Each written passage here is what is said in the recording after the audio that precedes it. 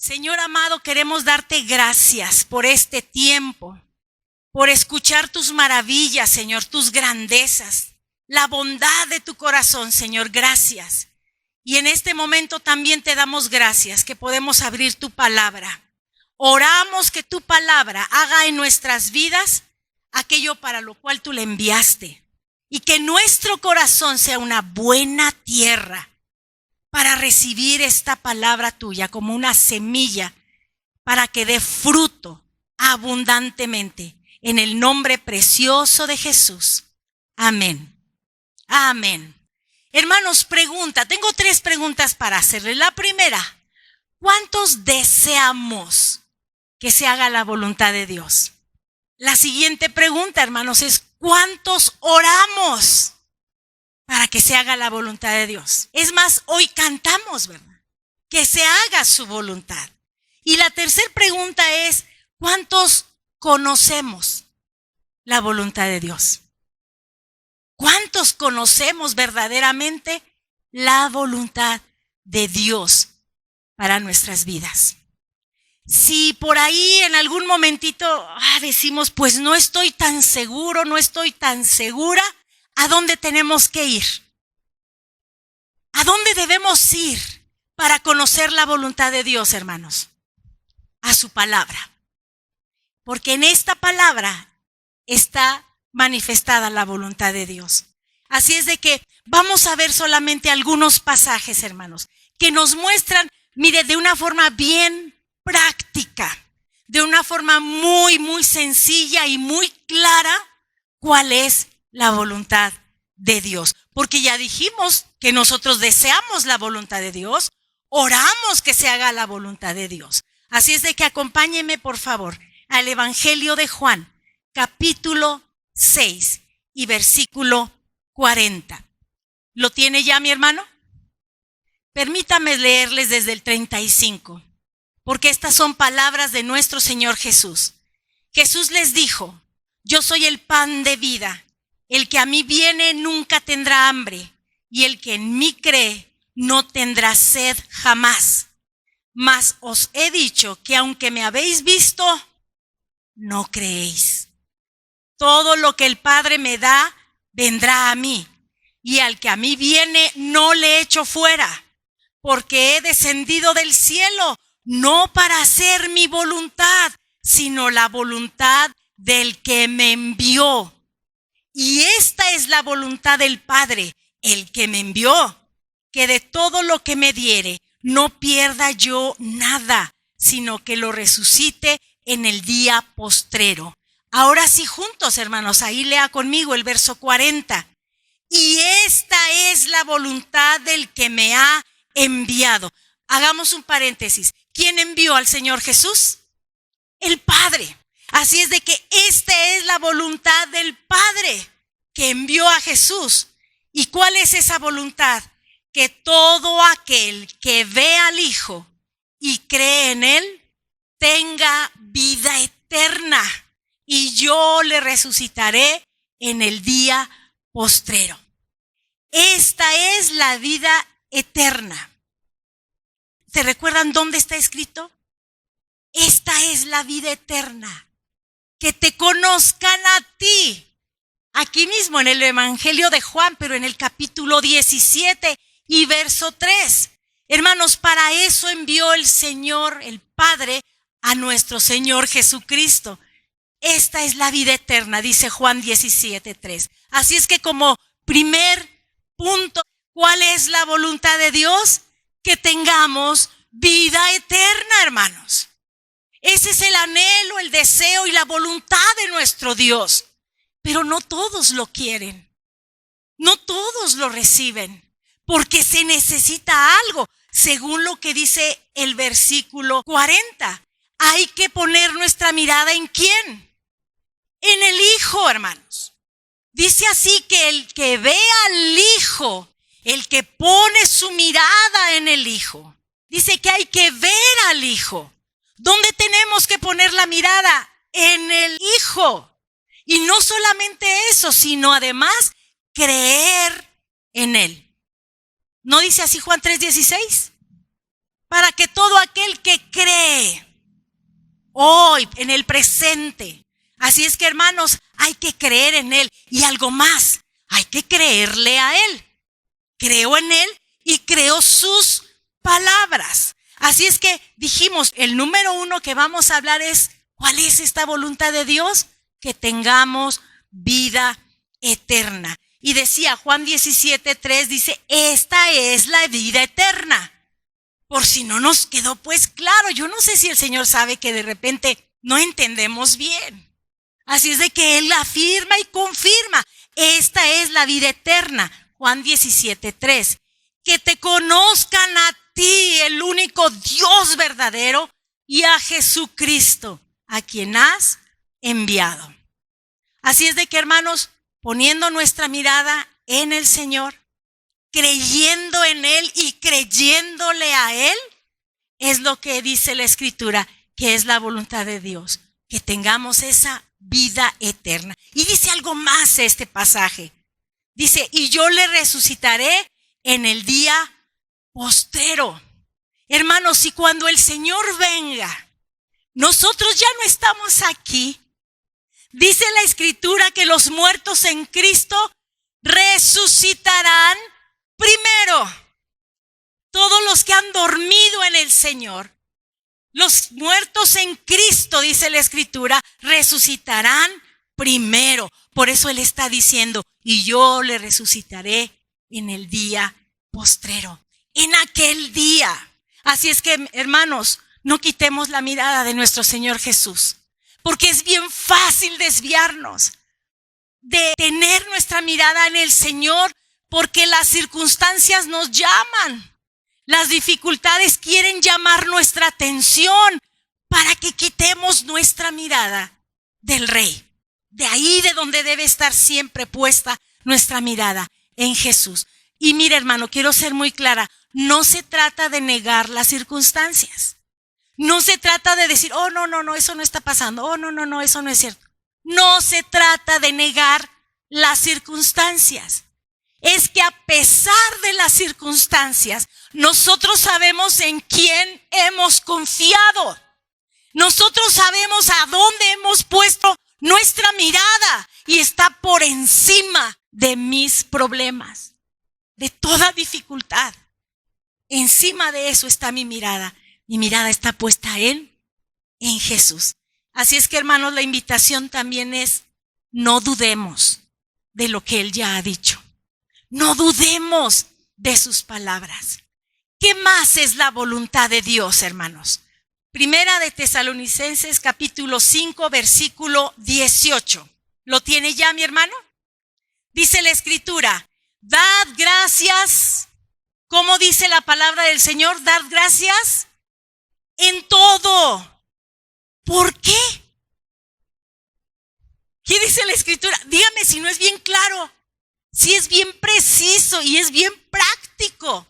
Dad gracias en todo, porque el que usted y yo demos gracias en todo, es la voluntad de Dios para con nosotros en Cristo Jesús. Así es que el número 2 que encontramos en la Escritura, que podemos mencionar acerca de la voluntad de Dios hacia nuestras vidas, es que, hermanos, aprendamos que debemos dar gracias en todo. Se perdió el dinero. ¿Cómo doy gracias? Puedo dar gracias porque sé que mi Dios tiene cuidado de mi vida. ¿Sí es frustrante? Por supuesto que sí. ¿Es angustiante? ¿Dar gracias a Dios en ese camión cuando el chofer no pone atención? ¿Cómo damos gracias? Porque nuestras vidas están en manos del Rey y podemos decir, Señor, gracias.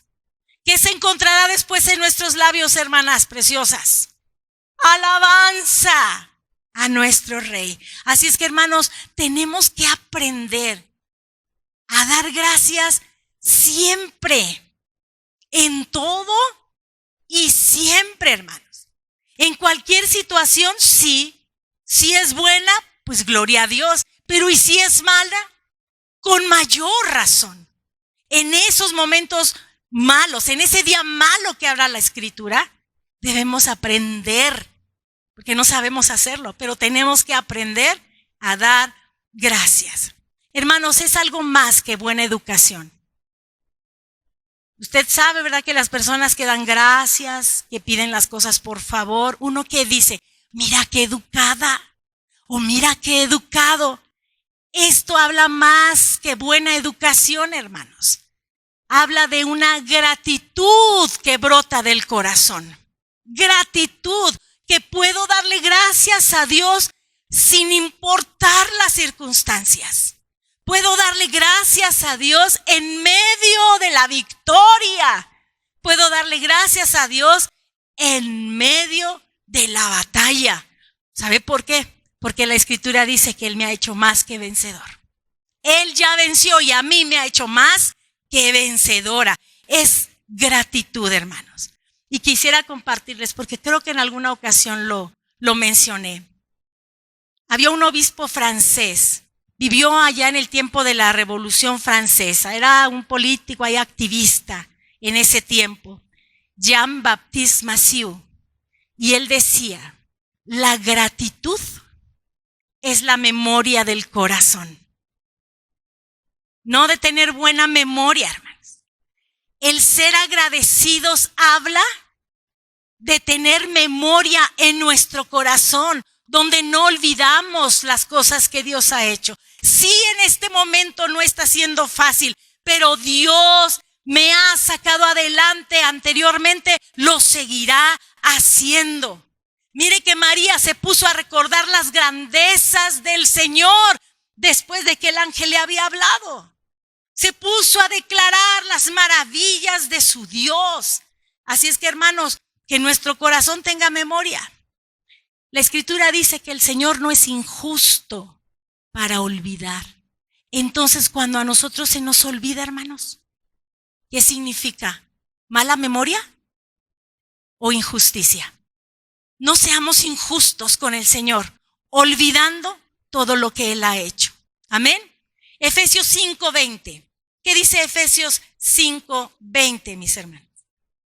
Dando siempre gracias por todo al Dios y Padre en el nombre de nuestro Señor Jesucristo. Así es que dijimos que el punto 2 es que demos gracias en todo. La voluntad de Dios es que demos gracias en todo y que lo hagamos siempre. Regresemos a Tesalonicenses capítulo 4. Porque fuimos a Efesios, regresemos a Tesalonicenses 4:3. Permítame, les voy a leer desde el 1. Por lo demás, hermanos, os rogamos y exhortamos en el Señor Jesús, que de la manera que aprendisteis de nosotros, cómo os conviene conduciros y agradar a Dios, así abundéis más y más, porque ya sabéis qué instrucciones os dimos por el Señor Jesús. Ahora sí, mis hermanos, verso 3. Pues la voluntad de Dios es vuestra santificación. ¿Cuál es la voluntad de Dios según este pasaje, hermanos?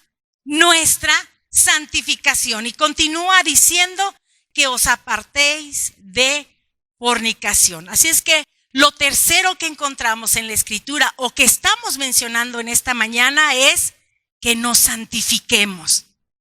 Ahora, ¿se recordarán ustedes qué dijimos hace meses atrás? ¿Qué es santificación? La santificación, lo vamos a recordar, es el proceso continuo de transformación y crecimiento espiritual.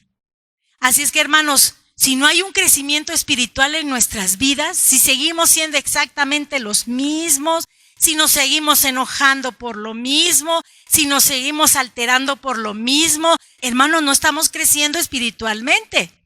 Quiere decir que ahí está fallando ese proceso de santificación, porque es un proceso continuo que va transformando nuestras vidas y nos hace crecer espiritualmente. Pero este proceso, hermanos, ¿sabe qué requiere? Arrepentimiento. ¿Habrá algo de lo que nos tengamos que arrepentir, hermanos? Porque si nosotros creemos que no hay nada de qué arrepentirnos, hermanos, estamos bien, pero bien perdidos. Es necesario este proceso de santificación, de crecimiento espiritual, requiere un arrepentimiento del pecado. Y suena muy fuerte. ¿Cómo que somos pecadores? Pues sí, hermanos. Fallar el blanco. Eso se llama pecado. Así es de que, hermanos, si alguno ha pecado, tenemos abogado, hermanos. A Jesucristo, el justo. ¿Pero qué se necesita?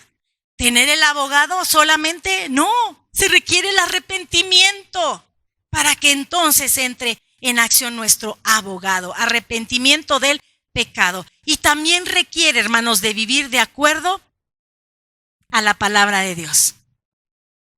Ese proceso de santificación requiere no solamente que nos podamos arrepentir cuando pecamos, sino que alineemos nuestra vida, que vivamos de acuerdo a la palabra de Dios. Y dice algo más ese versículo. ¿Sabe cómo podemos empezar? Apartándonos de fornicación. Eso es lo que está diciendo el apóstol Pablo. ¿Es verdad? Pues la voluntad de Dios es vuestra santificación, que os apartéis de fornicación. Es lo primero que menciona, porque sigue diciendo más cosas. Pero eso es lo primero. ¿Qué es la fornicación, hermanos? La inmoralidad sexual. ¿Qué oímos, hermanos? ¿Qué vemos? ¿Qué platicamos con las personas? Es más, a veces no decimos nada, pero bien que estamos escuchando. A veces nosotros no pusimos la televisión, ¿verdad? Pero ahí de vez en cuando le echamos ojito a algo que sabemos que no es correcto. Inmoralidad de cualquier sentido, pero aquí se refiere a lo sexual. Si usted avanza al verso 7, aquí mismo en Tesalonicenses 4, dice, pues no nos ha llamado Dios a inmundicia. Aquí ya no dice fornicación, dice inmundicia. Dios no nos llamó a inmundicia, hermanos. ¿A qué nos llamó? Dice aquí, sino a santificación. A eso es a lo que nos llamó. Y la escritura, versos atrás, dice, la voluntad de Dios es nuestra santificación. ¿Qué es la inmundicia, hermanos? ¿Será diferente a fornicación? Inmundicia es impureza moral, impureza espiritual. Por eso la escritura dice, guarda tu corazón. ¿O no es la inmundicia una obra de la carne, hermanos? Usted lo puede encontrar eso en Gálatas 5. Manifiestas son las obras de la carne y entre esas está la inmundicia, que es una impureza moral, una impureza espiritual. Hermanos, que nuestra relación con Dios se fortalezca en ese proceso continuo de santificación. Conforme más conozco lo que Dios dice, pero permito que se haga vida en mi vida, porque si no, hermanos, nada más conocemos y conocemos y conocemos y conocemos. Pero si este conocimiento no baja al corazón, hermanos, entonces se deforma. Solamente es un conocimiento que podemos seguir viviendo como a nosotros nos parece, aunque conozca lo que dice Dios. Así es que en nuestra relación con Dios, nosotros debemos permitir que esa relación se fortalezca en el proceso continuo de santificación. ¿Qué más, hermanos? Que nuestro crecimiento espiritual sea para parecernos más a Él, no para saber más Biblia, hermanos. Conozco personas que saben mucha Biblia, más que todos los que estamos aquí juntos, pero siguen viviendo a mi manera, ¿verdad? Usted ya sabe la tonadita, a mi manera. Y decía mi esposo que eran himnos a la iniquidad. Hacer mi propia voluntad. Eso es la iniquidad, hermanos. Hacer mi propia voluntad. Y de lo que estamos hablando es de conocer la voluntad de Dios para cada uno de nosotros. A lo mejor no sabemos qué va a suceder más adelante, dentro de un año. No hemos visto eso todavía. El Señor no nos lo ha mostrado. Pero lo que sí nos ha mostrado es que quiere que tengamos vida eterna, que nos esforcemos y caminemos en eso. Nos recuerda que demos gracias en todo. Esa es su voluntad, que aprendamos a dar gracias y que nos santifiquemos. Primera de Pedro, capítulo 2 y versículo 15. Nuevamente, hermanos, porque esta es la voluntad de Dios, que haciendo bien, hagáis callar la ignorancia de los hombres insensatos. Lo leo nuevamente. Porque esta es la voluntad de Dios, que haciendo bien, hagáis callar la ignorancia de los hombres insensatos. Haciendo bien, ¿a quién le está hablando? A cada uno de nosotros.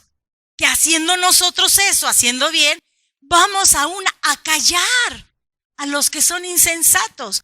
Les voy a leer cómo dice la Nueva Traducción Viviente en este versículo de Primera de Pedro 2:15.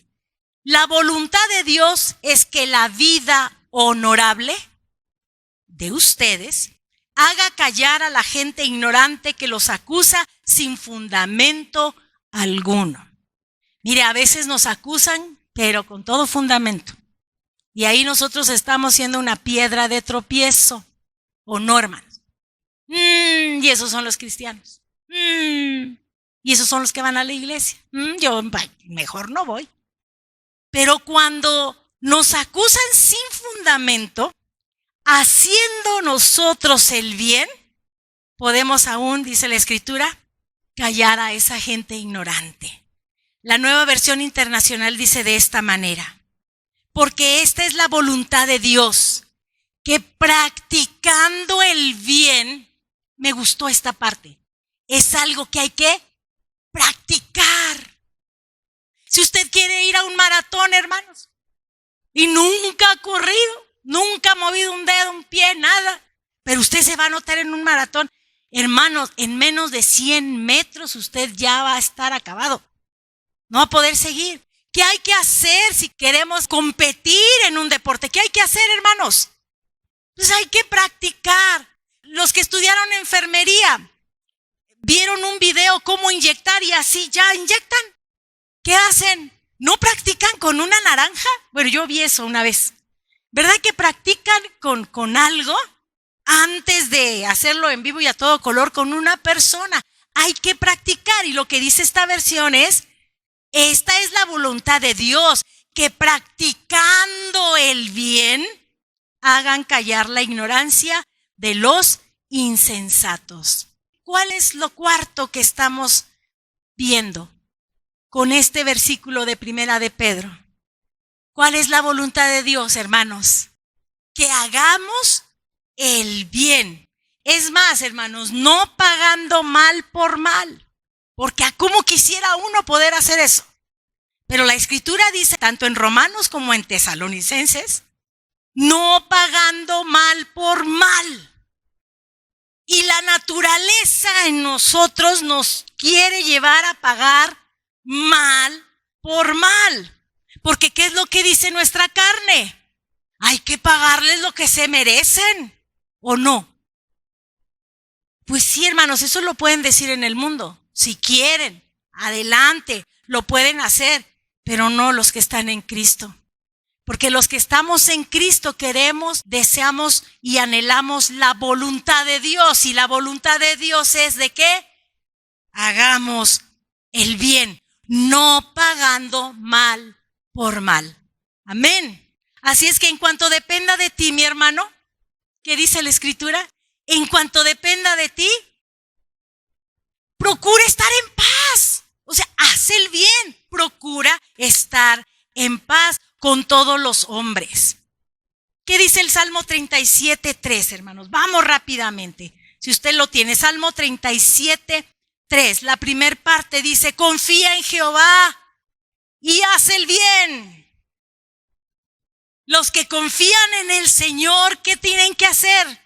Hacer el bien. Y el Salmo 34:14 ya no nos dice específicamente confiar en Jehová, nos dice la primer parte: apártate del mal.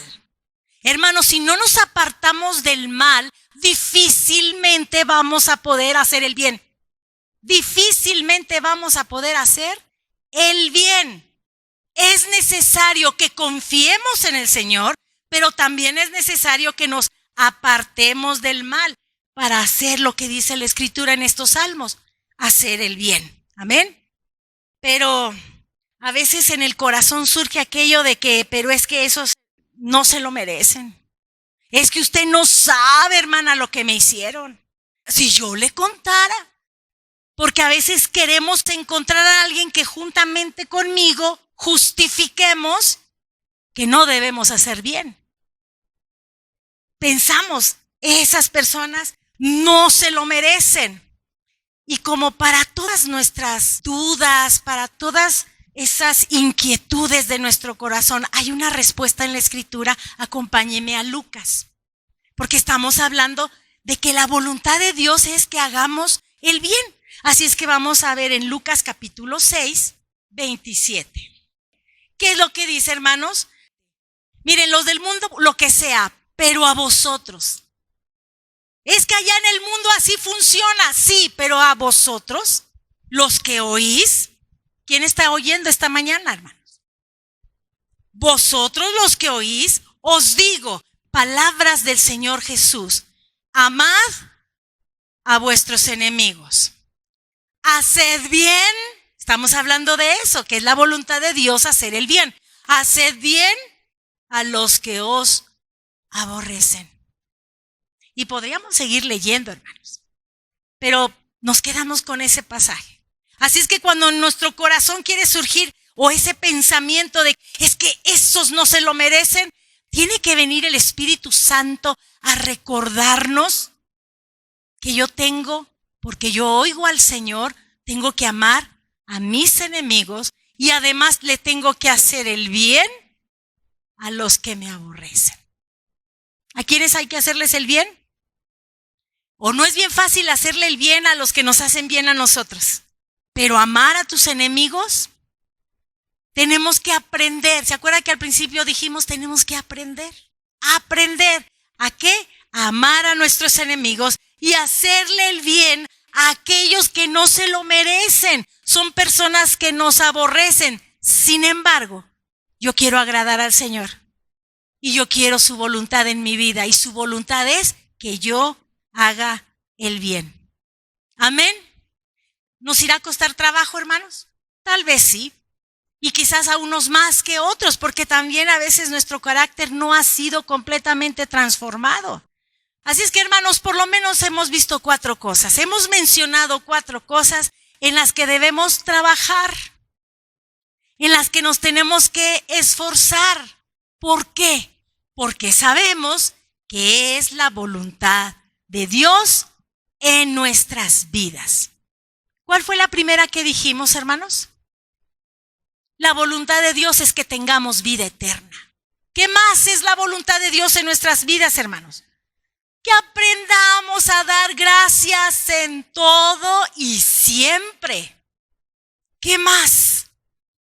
La voluntad de Dios es nuestra santificación, nuestra transformación y nuestro crecimiento espiritual. Esa es la voluntad de nuestro Dios. ¿Y qué más vimos que es la voluntad de Dios? Que hagamos el bien. Hermanos, tenemos bastante trabajo que hacer. No sé si ustedes conocen el nombre de Washington Carver. George Washington Carver. ¿Alguien disfruta la crema de maní? ¿A alguien le gusta la crema de cacahuate? Bueno, pues este hombre le decía a Dios, Dios, muéstrame los misterios del universo. Era creyente. Y el Señor le respondió y le dijo, te voy a mostrar los misterios del cacahuate.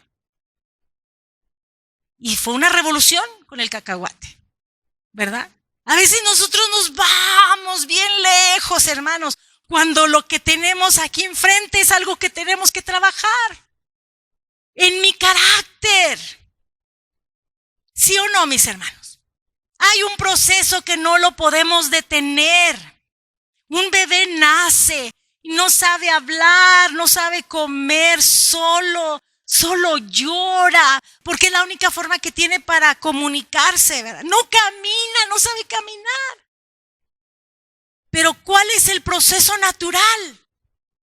Que conforme van pasando los días, las semanas y los meses, ese bebé tiene un proceso impresionante de transformación en su cuerpo, ¿verdad? Empieza ya sosteniendo su cabecita, ¿verdad? Después se empieza a sentar, empieza a gatear y aguas, papás, hay que cuidar porque no sabemos por dónde se nos va. ¿No sería normal que a los 4 años siguiera gateando? No es un proceso natural. Lo mismo es el proceso de santificación, hermanos. No lo podemos detener. Ay, es que a mí me gusta gatear, hermana. Pero ya no somos niños. Tenemos que crecer. Ese proceso de santificación no lo podemos detener. Y yo dije, ¿será fácil? Tal vez no, hermanos. Pero ¿sabe cuál es la buena noticia? Que no estamos solos. No estamos solos. Todos sabemos que el Espíritu Santo, con el cual hemos sido sellados, nos ayuda, nos dirige, nos guía a toda verdad. Acompáñenme a Hebreos capítulo 13 y verso 20 y el 21 también, mis hermanos. Y el Dios de paz que resucitó de los muertos a nuestro Señor Jesucristo, el gran pastor de las ovejas, por la sangre del pacto eterno, os haga aptos. ¿Sí dice así la Escritura? Os haga aptos. ¿En qué, hermanos? En toda obra buena, para que hagamos su voluntad. De eso estamos hablando esta mañana. Dice la Escritura, sino transformaos, cambien de forma. De metamorfó, viene la palabra que nosotros conocemos como metamorfosis. Esta palabra metamorfosis, hermanos, la parte meta significa más allá. Y morfosis, forma, más allá de la forma. Así es que habla de un cambio de una existencia a otra. Yo antes de conocer a Cristo era de esta manera, pero ahora que conozco a Cristo, soy peor. Eso no podría ser. Más bien, antes, cuando no conocía a Cristo, yo era de esta y esta manera, pero ahora que conozco a mi Señor, Él ha hecho una obra maravillosa y me ha transformado su palabra. Esa es la metamorfosis. Escuché hace varios años la historia de una señora que llegaba todos los días a visitar a su mamá. Cada vez que llegaba, tocaba ahí la puerta y veía un gusanito subiendo la pared. Ella, con mucha disposición, tomó al gusanito y le dijo: gusanito, ¿qué andas haciendo por acá? Y lo llevó ¿a dónde creen? Al jardín. Le dijo: ese es tu lugar, ¿qué andas haciendo allá? Te estás exponiendo. Al día siguiente llega nuevamente a casa de su mamá. ¿Y dónde creen que estaba el gusanito? Ahí mismo, iba esforzándose, subiendo esa pared, y nuevamente ella, muy cuidadosa, toma el gusanito y le dice una vez más: este es tu lugar, ahí abajo en la tierra. Días después, que siguió sucediendo lo mismo, la señora tuvo ciertas dificultades y por 2 o 3 días no fue a casa de su mamá. Cuando regresa a la casa de su mami, pues ya le extrañó, pues ya no ver al gusanito por ahí. Lo que vio fue que en el techo había una crisálida. ¿Era un gusanito o era una oruga? Era una oruga. Y la oruga estaba esforzándose para llegar a ese punto donde ella sabía que iba a ser transformada. Pero un alma caritativa, ¿verdad?, le recordaba que ese no era su lugar, que su lugar estaba en la tierra. Hermanos, ¿alguna vez usted se ha encontrado en esa situación? Que alguien no le permite llegar a donde usted necesita, a ese punto donde va a ser transformado. Nosotros nos podemos encontrar con circunstancias, hermano, que nos impiden esa transformación. Pero ¿sabe qué? Puede ser que no solo sean circunstancias, pueden ser personas. ¿Y sabe qué es lo más triste? Que podemos ser nosotros mismos. El que estorbe el poder llegar a ese punto donde vamos a ser transformados. Es un proceso. Ahora dice aquí, transformaos. Es un verbo, está en un tiempo presente, pero además está de una forma imperativa. ¿Alguien se acuerda lo que es imperativo? Es una orden, es una acción que nosotros tenemos que hacer en el tiempo presente. Por eso se dice que es algo continuo. Transformaos. ¿Cuándo? Hoy. Y mañana transformaos. Oye, pero es que ayer ya sufrí una transformación. Gloria a Dios, pero todavía falta más. Amén. ¿Cómo logramos esa transformación? Porque eso está maravilloso, que podamos ser transformados. Pero ¿cómo lo podemos lograr? Y hay una sola manera en que podemos hacerlo, hermanos. Porque aquí está la palabra. Y la palabra es la que transforma. Pero para que transforme nuestras vidas, nosotros tenemos que decidir renovar nuestro entendimiento. ¿Cómo? Conociendo la palabra de Dios.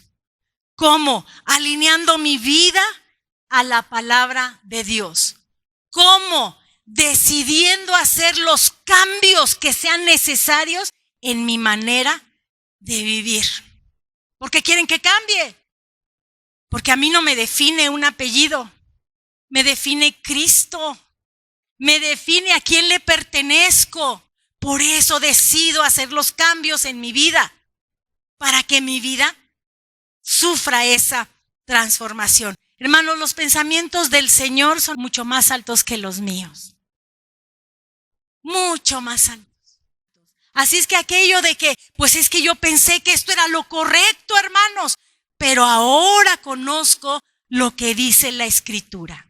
Yo actuaba de esta manera porque creí que era lo correcto, pero cuando me enfrento a la palabra del Señor, descubro que no es así, que he estado equivocada. Ahora conozco la verdad. Entonces, ¿qué sigue, hermanos? Reconozco que estaba yo equivocada. Ahora sé lo que Dios dice. ¿Qué sigue? ¿O cambio? ¿O sigo igual? No hay otra. O cambio o decido seguir igual. Pero eso solamente es mi decisión. El Espíritu Santo no me va a venir a torcer el brazo. No, es mi decisión al enfrentarme a la palabra del Señor. Hermanos, en la medida que vamos renovando nuestro entendimiento, entonces ponemos los pensamientos de Dios en nuestra mente. Hay que sacar nuestras ideas, que son contrarias a la Escritura, para poder meter los pensamientos y las palabras de Dios en nuestra mente. Así nuestra mente, hermanos, se parecerá cada vez más ¿a quién? A la mente de Cristo. Y de esa manera nuestra vida se irá transformando día tras día. Los cambios, hermanos, son día tras día. Entonces, hermanos, después de todo esto que estamos viendo de Romanos 12, dice la Nueva Traducción Viviente: entonces aprenderán a conocer la voluntad de Dios para ustedes, la cual es buena, agradable y perfecta. ¿Qué tan importante será entonces, hermanos, que renovemos nuestra mente? Será importante. Si no la renovamos, hermanos, difícilmente nos transformamos. Y si no es así, no vamos a conocer esa voluntad de Dios buena, agradable y perfecta. Así es que, hermanos, si mi entendimiento no es renovado, difícilmente creeré que puedo ser salvo por gracia. Porque tengo mis propias ideas. No puedo creer que sea salvo por gracia, por amor. ¿Cómo que gratuitamente? Choca con los pensamientos que hay en mi mente. Pero si puedo renovar mi entendimiento, entonces puedo aceptar esa salvación maravillosa, esa vida eterna para la cual el Padre envió a su Hijo. Y como no lo entiendo, hermanos, entonces quiero pagar por mi salvación. ¿Conocen personas que quieren pagar por su salvación? Sufriendo en su propia carne para que Dios los acepte. Porque como su mente, su entendimiento no ha sido renovado, no es fácil que entienda que ha sido por amor y que ha sido gratuitamente. Si mi entendimiento, hermanos, no es renovado, difícilmente voy a creer que debo agradecer a Dios. ¿Por qué? Ve las pruebas que estoy pasando. Va a ser difícil que yo le agradezca en pruebas y dificultades. Así es que más bien me atreveré, como no ha sido renovado mi entendimiento, no están las palabras de Dios en mi mente, entonces tengo todo el derecho para reclamarle a Dios y quejarme cada día. Porque mi mente no renovada me lleva a hacer eso. Así es que cada vez que nos quejemos, hermanos, cada vez que le querramos reclamar al Señor, pensemos, ay Señor, ¿será que esa parte de mi mente no ha sido renovada? ¿Mi entendimiento no ha sido renovado? Ayúdame, Señor, que tu palabra ocupe lugar en mi mente y que saque fuera esos pensamientos que no agradan al Señor. Y lo mismo, hermanos, si el entendimiento no es renovado, difícilmente creeré que debo vivir una vida en santidad. ¿Por qué?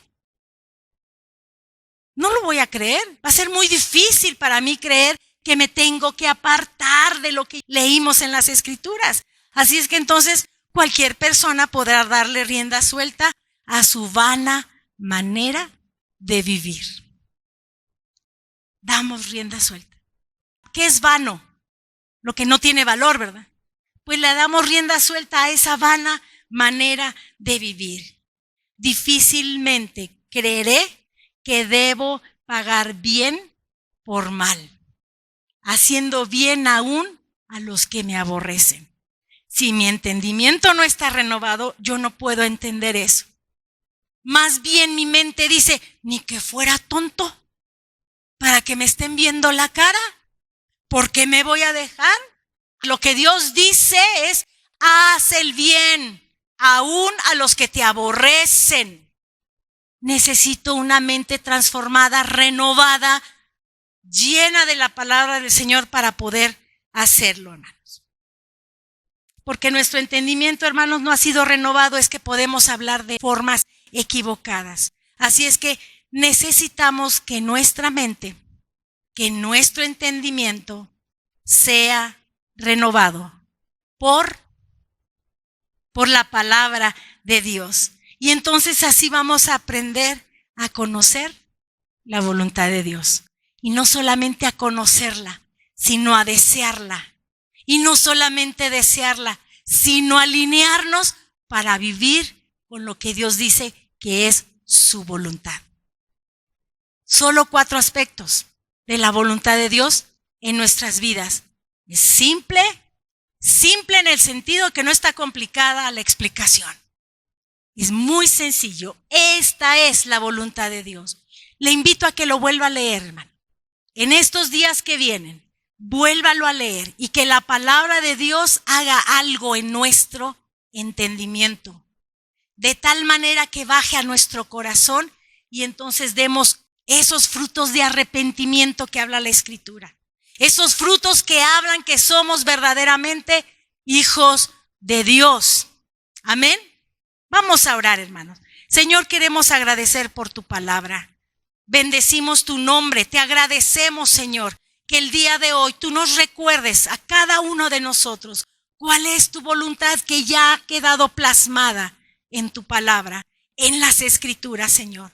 Ayúdanos, Espíritu Santo. Dios de paz, haznos aptos, capacítanos para que toda buena obra, Señor, podamos realizarla para cumplir tu voluntad, que hoy declaramos una vez más es buena, es agradable y es perfecta. A ti sea toda la gloria y la honra, Señor, por los siglos de los siglos. Amén. Amén. Que el Señor les bendiga, hermanos.